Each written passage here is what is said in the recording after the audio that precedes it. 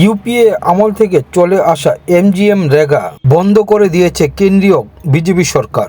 এরই বিরোধিতা করে কেন্দ্রীয় কংগ্রেস সারা দেশে শুরু করেছে মনরেগা বাঁচাও অভিযান। এই অভিযানকে কেন্দ্র করে রাজ্যেও বিভিন্নভাবে এই অভিযানকে সফল করার কর্মসূচি নিয়েছে ত্রিপুরা মহিলা কংগ্রেস।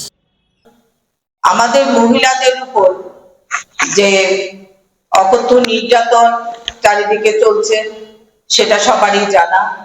তৎসঙ্গে বিজেপি সরকার মহিলা সশক্তিকরণের কথা সবসময় বলে, কিন্তু দেখা গেছে মনরেগা অ্যাক্টের মাধ্যমে যে সমস্ত মহিলারা এই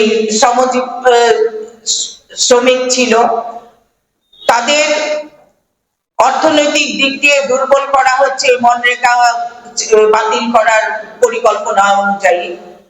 বিবি গ্রামজি যে প্রকল্প তারা তৈরি করেছে সেটা শুধু মানুষদের অর্থনৈতিকভাবে দুর্বল করাই নয়, পঞ্চায়েত রাজকেও খর্ব করা হয়েছে এখানে।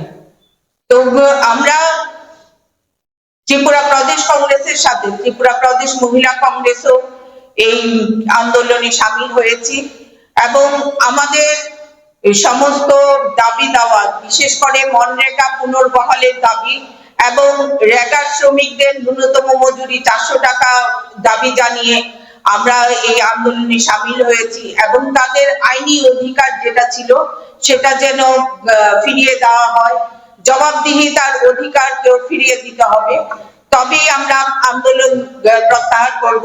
তার আগে আমাদের জাতীয় কংগ্রেসের সভাপতি শ্রী মল্লিকার্জুন খাড়গেজি এবং আমাদের বিরোধী দলনেতা সংসদের শ্রী রাহুল গান্ধীজি কর্মসূচি হিসেবে যে সারা দেশে যে মনরেগা পুনর্বহালের দাবি নিয়ে আন্দোলন চলছে সেটা ত্রিপুরা প্রদেশ কংগ্রেস এবং ত্রিপুরা প্রদেশ মহিলা কংগ্রেসও এই আন্দোলনের এবং মনরেগাকে পুনর্বহাল করার দাবি জানিয়ে আমরা এই আন্দোলনে সামিল হয়েছি।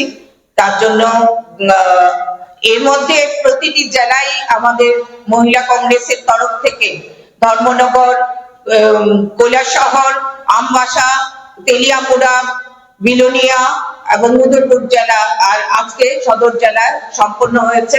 মনরেগা বন্ধ করে কেন্দ্র সরকার যেই নতুন নিয়ম চালু করেছে এতে পেটে লাথি পড়েছে গরিব শ্রমজীবী মানুষের।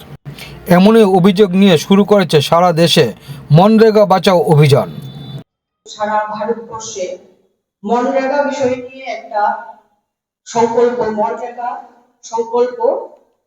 মনরেগা বাঁচাও সংগ্রাম একটা অভিযান চলছে। তো আমরা ভারতবর্ষের সর্বভারতীয় মহিলা কংগ্রেসের সভানেত্রী অলকা লম্বাজির নির্দেশে আমরা সদর জেলা মহিলা কংগ্রেস আজকে একটা সম্মেলন ডেকেছি। মনরেগা বাঁচাও সংগ্রাম নিয়ে আমি আপনাদের মাধ্যমে যাতে জনসাধারণ জানতে পারে কয়েকটা পয়েন্ট আমি এখানে তুলে ধরব।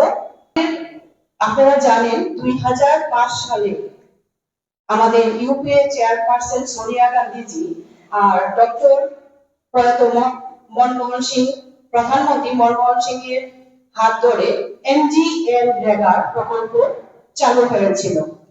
সেই এমজিএন রেগা এমন একটা ছিল যে আইনের আওতায় ছিল।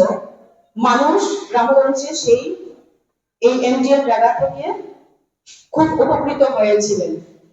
আমাদের ভারতবর্ষের যে জালিয়াতি জুমলা সরকার, বিজেপি সরকার, সেই এমজিএন রেগা প্রকল্পকে বাতিল করে ওনারা বিবি গ্রামজি একটা প্রকল্প চালু করেছেন।